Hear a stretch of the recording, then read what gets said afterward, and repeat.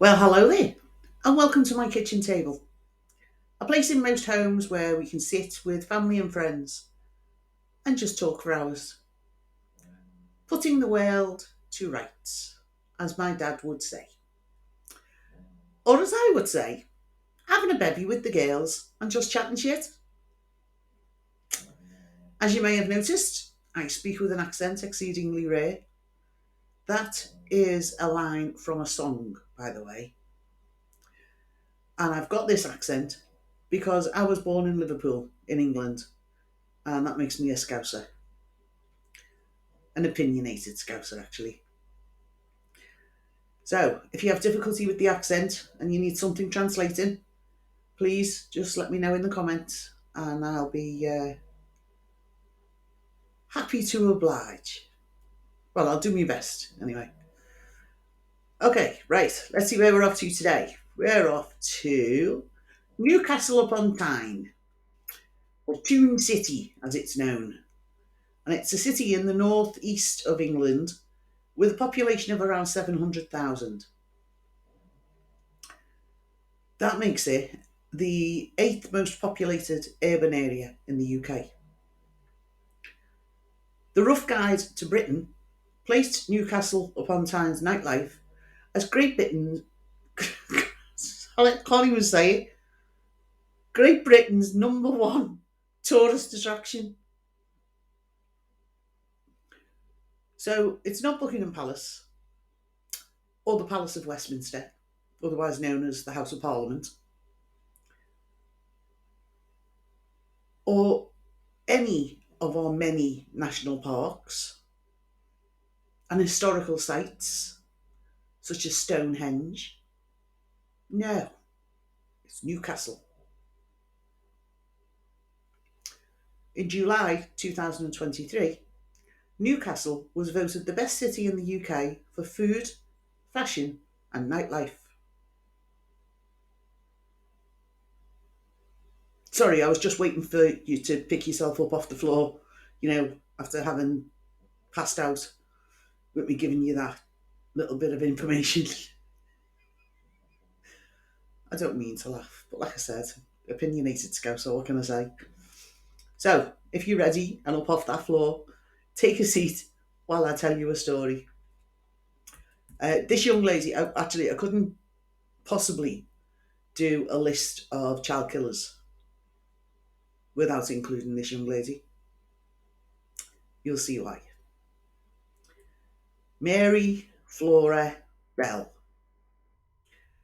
She was born 26th of May 1957 in Corbridge in Northumberland, which is in the north of England as well.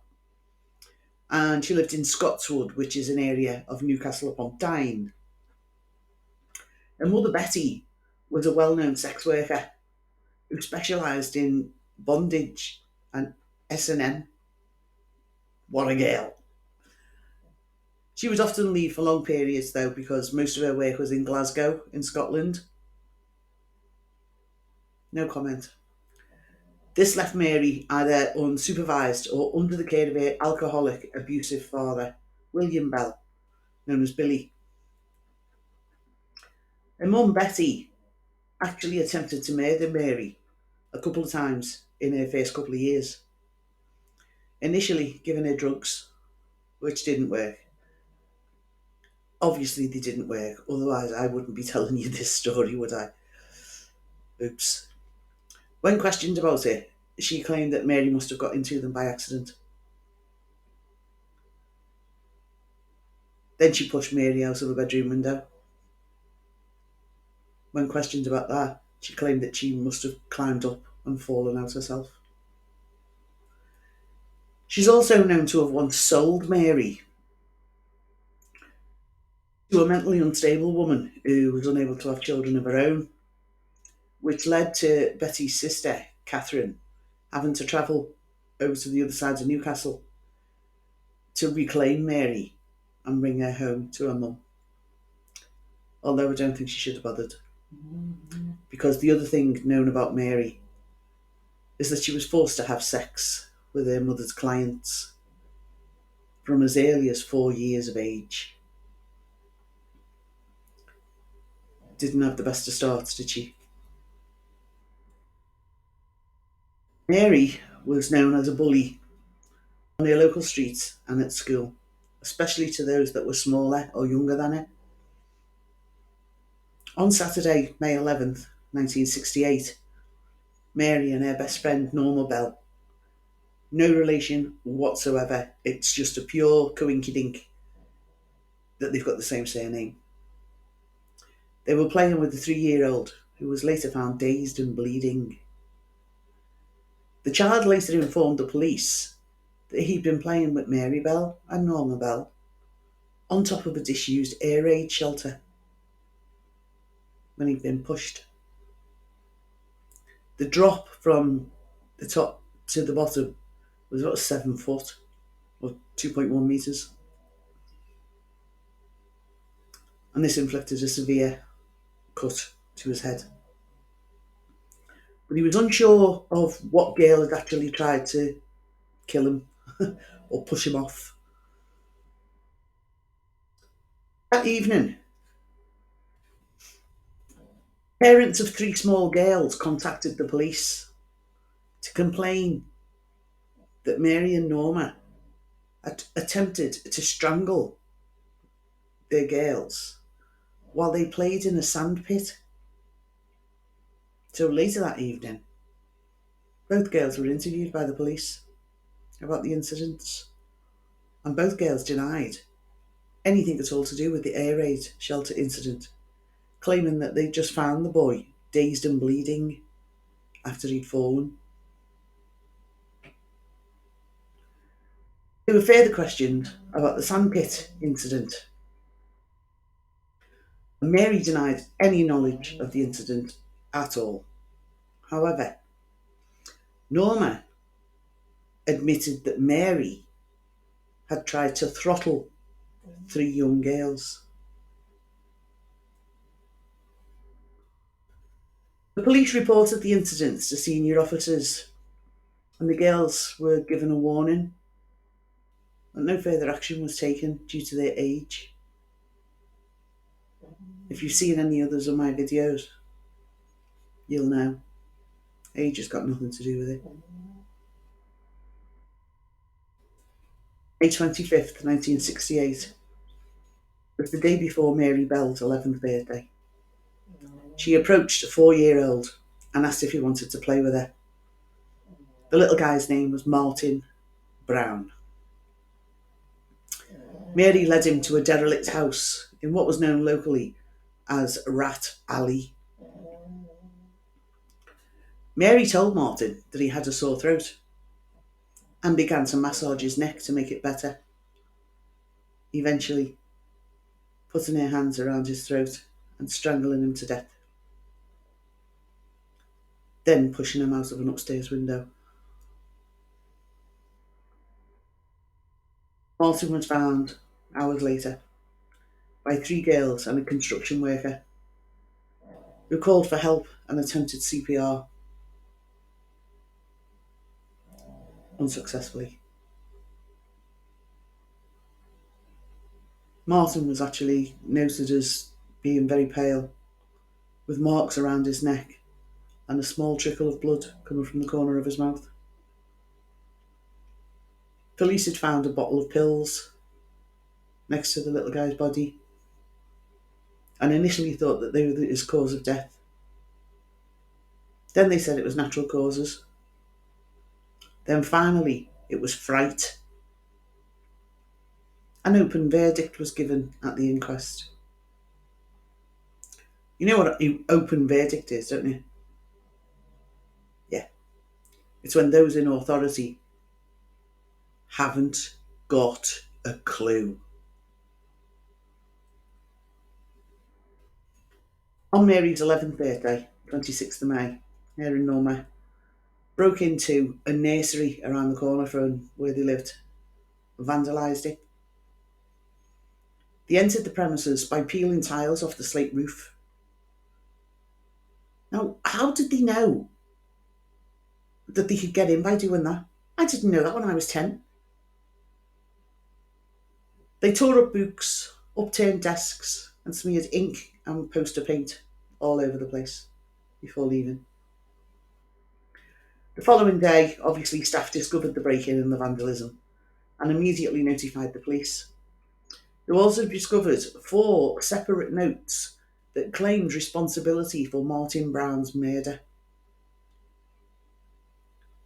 The first note said, "I murder so that I may come back."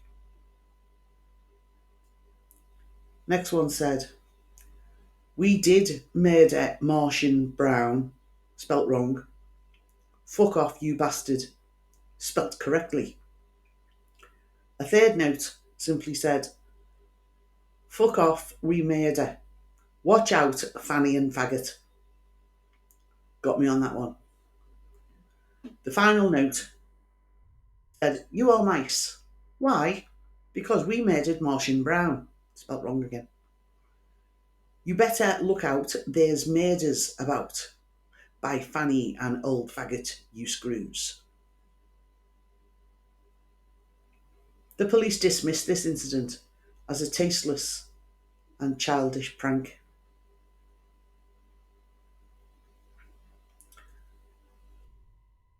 2 days later, on the 29th of May, shortly before the funeral of Martin Brown, in a game of chicken, the 2 girls called upon the house of his mother, June Brown, asking to see her son.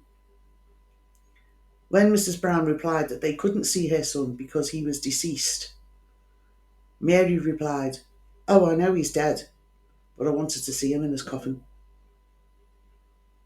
Mrs. Brown slammed the door.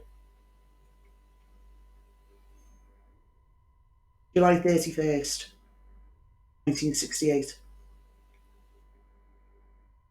3-year-old named Brian Howe was last seen by his parents in the street right outside his house, playing with the family dog, one of his siblings, and Mary Bell and Norma Bell.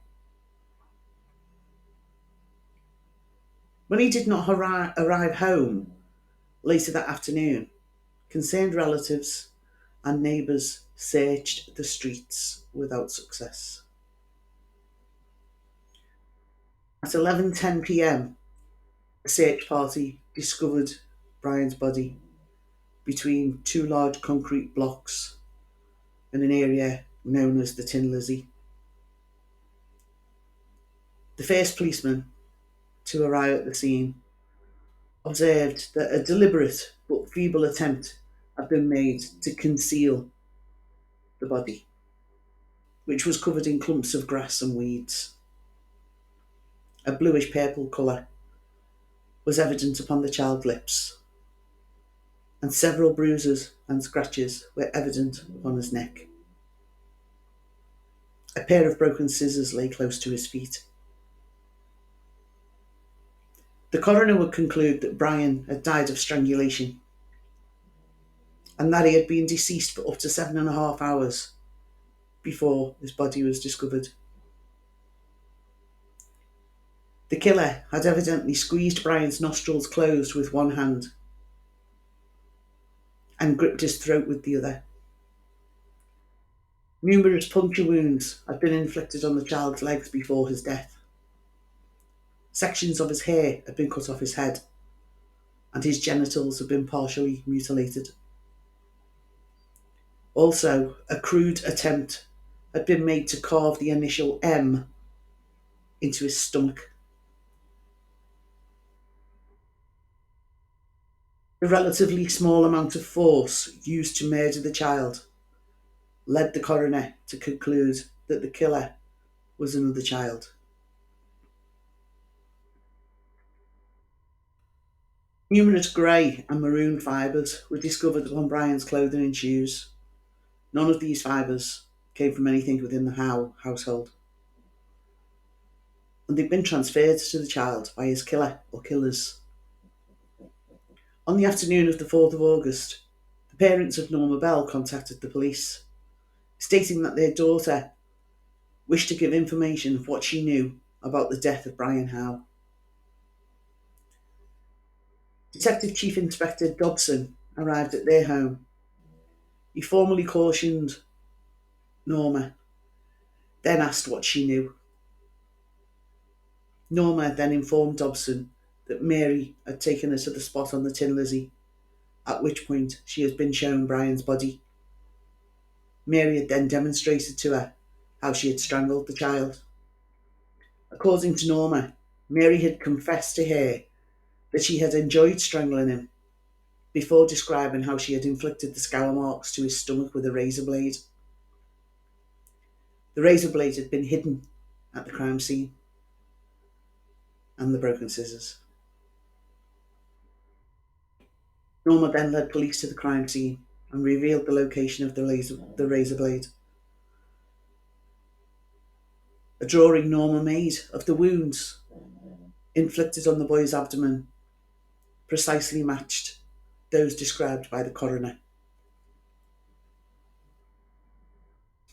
Mary Bell, sorry, Mary Bell was visited at her home in the early hours of the 5th of August.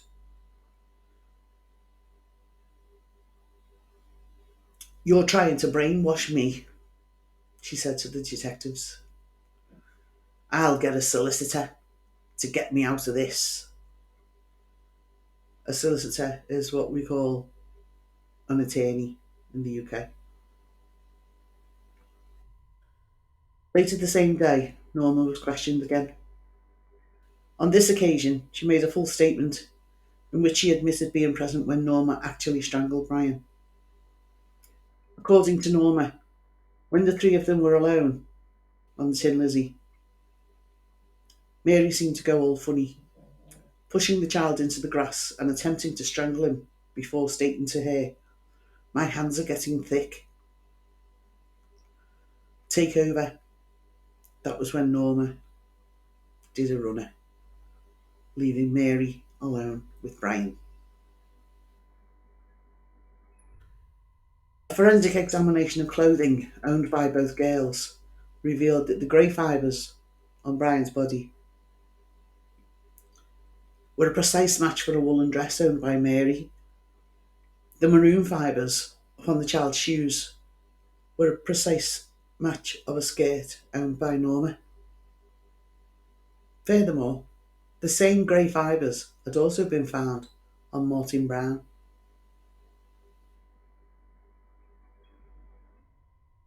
Brian Howe was buried in a local cemetery on the 7th of August 1968. In a ceremony attended by over 200 people.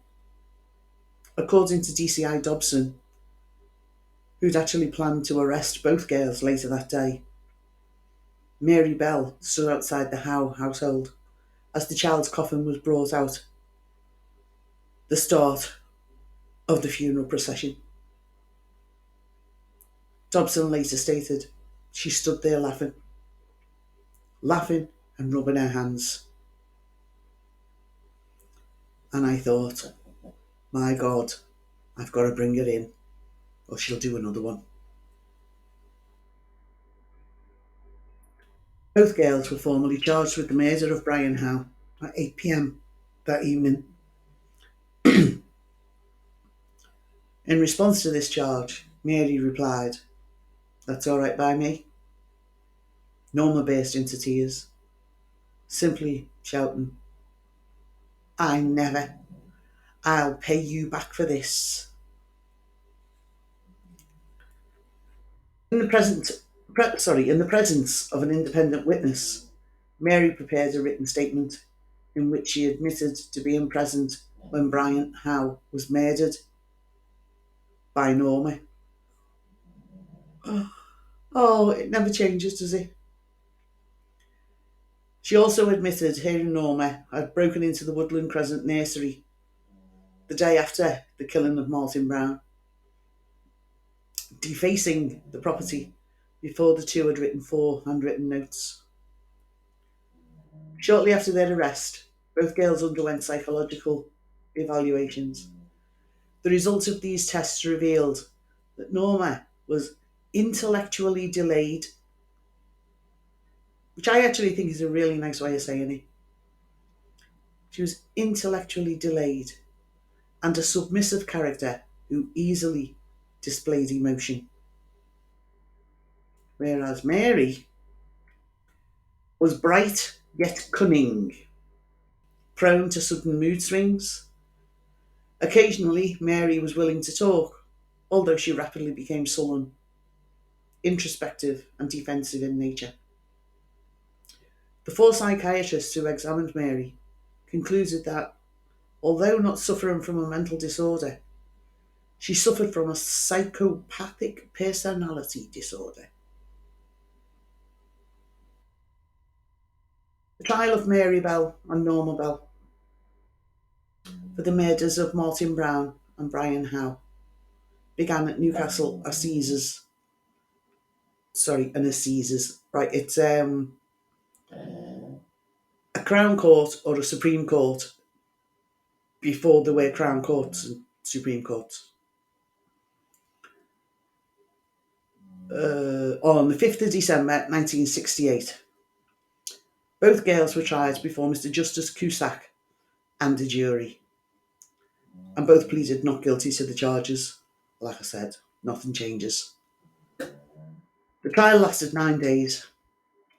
On the 17th of December, the jury retired to consider their verdict and would deliberate for a whole 3 hours and 25 minutes.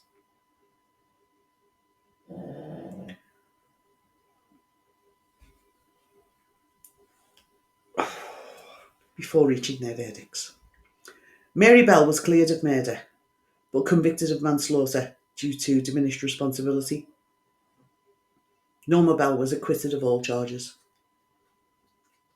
Upon hearing the jury's verdicts, Norma clapped her hands in excitement, whereas Mary burst into tears, as did her mother and her grandmother.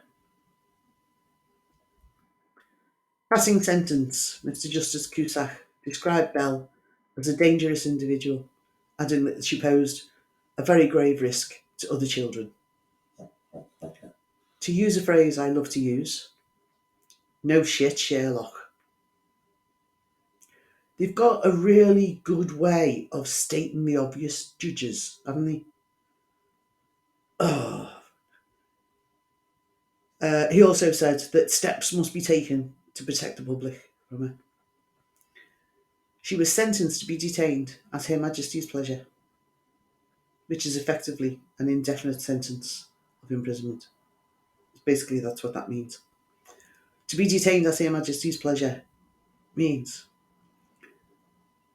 that they will be incarcerated until, you will be incarcerated until you can prove that you are no longer a danger to others.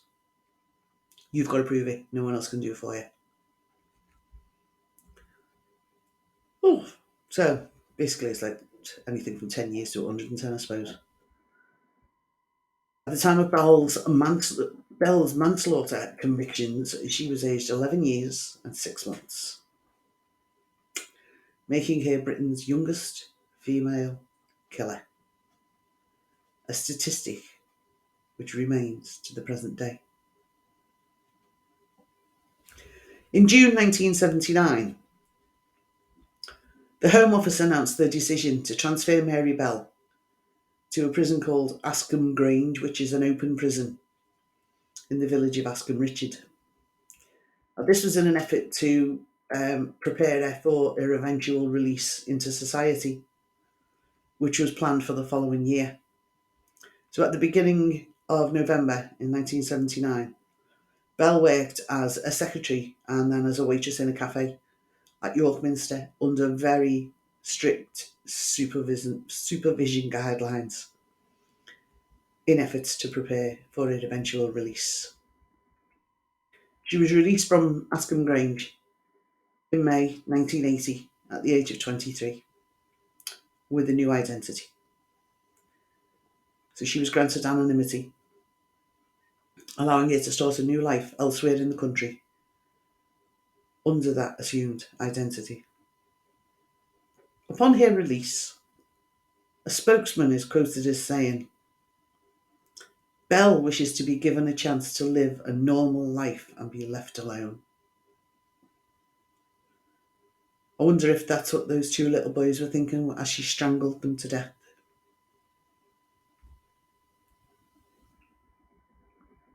4 years after her release from custody on the 25th of May 1984, Belle gave birth to a daughter, her only child. She knew nothing about her mum's past. Then some reporters found her, which meant that, obviously, because it was in the papers and whatever, her daughter found out about it. She was 14 at the time. They'd been living there on the Sussex coast for about 18 months. And undercover officers had to move them to a new location, somewhere else in the UK. The right to anonymity had also been granted to her daughter following her birth, and it was supposed to expire on her 18th birthday, which is a bit ridiculous if you ask me. But anyway, Mary Bell actually went to court under a High Court battle, so not just a regular court, but the High Court. She actually won her own anonymity and her daughter's anonymity to last a lifetime. That was also extended to her granddaughter when she was born. It's also against the law in this country to divulge any aspects of their lives which may identify them.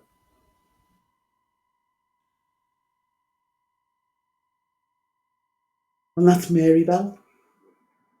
At the time of me making this video, she's 66. Still going strong, apparently. Thank you so much for allowing me to tell you this story, and thank you so much for listening. Don't forget to subscribe, it's free, so don't hold back. Hit the like button, etc, etc.